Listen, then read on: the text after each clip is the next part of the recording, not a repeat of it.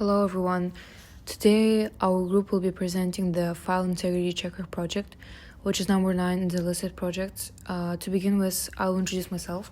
My name is Zhibek, and with me today are Tianqi, Li, Liu, and Jim. So the main focus of our project is to create a Python-based file integrity checking tool using cryptographic hashing.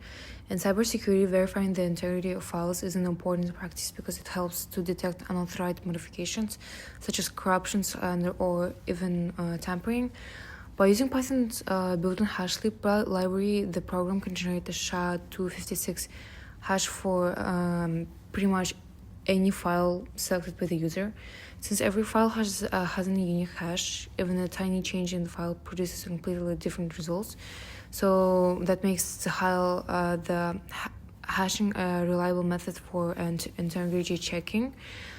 The tool also provides an easy way for users to calculate the file's hash, store the original value, and later also compare it with a newly generated hash. This project therefore demonstrates a practical and beginner-friendly approach to applying cybersecurity concepts using Python, while also helping users understand how hashing contributes to protecting digital information. Now we'll be presenting project scope and objectives. Hello everyone, my name is Jiarong. Let me introduce our patient tool, a simple solution for checking file integrity. Its core purpose is to answer one question. Has this file been changed? The tool works in 3 simple steps. The first one is calculate the file's SHA-256 hash, its unique digital fingerprint. Secondly, save that original fingerprint to a file. Thirdly, verify the file later by comparing a new hash to the saved one. It then gives a clear result, intact or corrupted, modified it.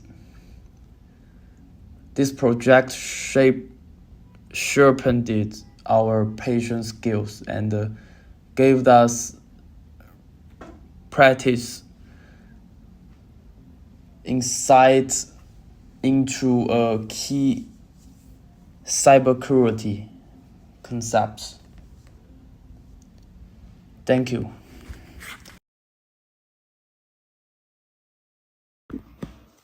Hello everyone, today I will talk about the methodology of our project.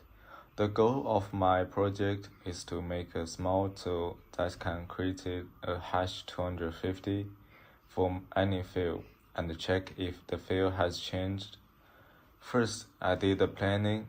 We set a main goal and decided to use a simple menu to user can choose option easily. We learned what a hash is, why hash 250 is used in cybersecurity, and how Python works. We also looked at example code. We planned a step for the menu, ask for the field part, read the field, calculate the hash, and compare hash and exit. Next, we started coding. We imported hash, run the menu loop, and add the 2 main functions. We also added clearly message for user. Then we tested the tool. We tested with the different field type and with the wrong input to see if the program worked well. After that, we fixed some problems. We improved the error message and made the tool more stable. Finally, we received everything, check the program again to make sure it meets the original goal. Hi everyone, today I will give a quick demo of a small Python tool I built for file hash and integrity checking. It uses the HashLib library and generates a unique SHA-256 digital fingerprint for any file. Let's quickly look at the code. The program uses a simple while loop to show a menu. It has two main functions. 1. Calculate the file hash. 2. Check whether the file has been modified. It's very straightforward. I will choose option 1 to calculate the hash. After I enter the file path, the program instantly generates the SHA-256 hash. That's the file's digital fingerprint. Next, I choose option 2 to verify the file. I enter the same file path and pass the hash from earlier. The program shows that the file is intact.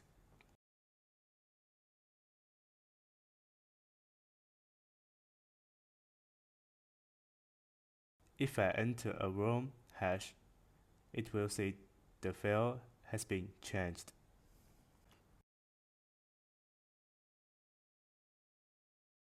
Finally, I enter option 3 to exit the program. That's it for my demo. Thank you. Hello everyone, my name is Tianqi. Today I'd like to talk about the test results of our file integrity checker. We will look at functional testing, performance, and the overall takeaways. Let's start with functional testing. For single file hashing, we test SHA-256 on different file sizes. The same file gives the same hash, but even a 1 byte change creates a completely different hash. So SHA-256 is very sensitive for detecting tampering. For file integrity verification, we compare new hashes with the original ones. It correctly shows intact or modified every time, so the logic works really well for daily checks.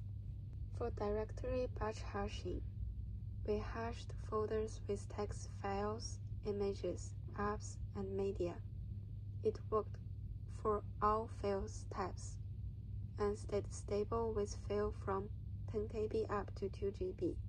This really saves time for backup tasks. Next, the performance evaluation.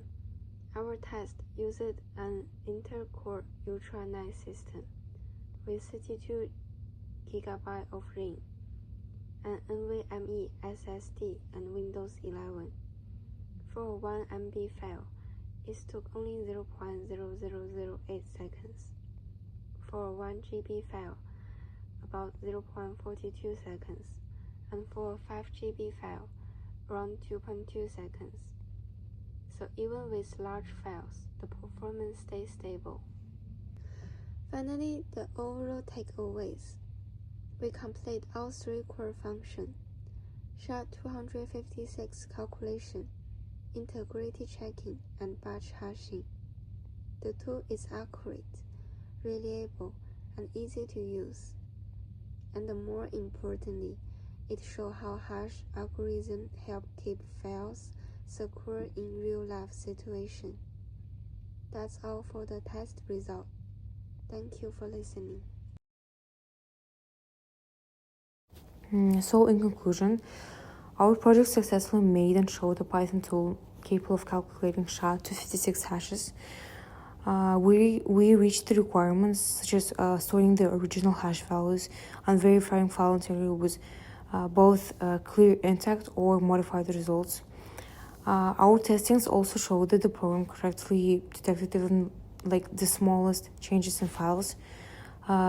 It also performed efficiently with different types of files and sizes, and it also remained stable during repeated use.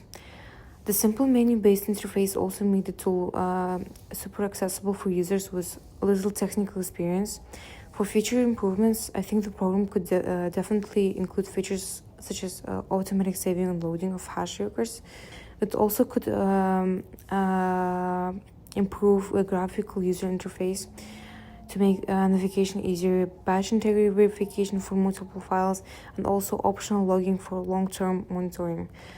I think this enhancement would definitely increase usability, scalability, and practicality, making the tool more suitable for real-world cybersecurity applications. Thank you for listening.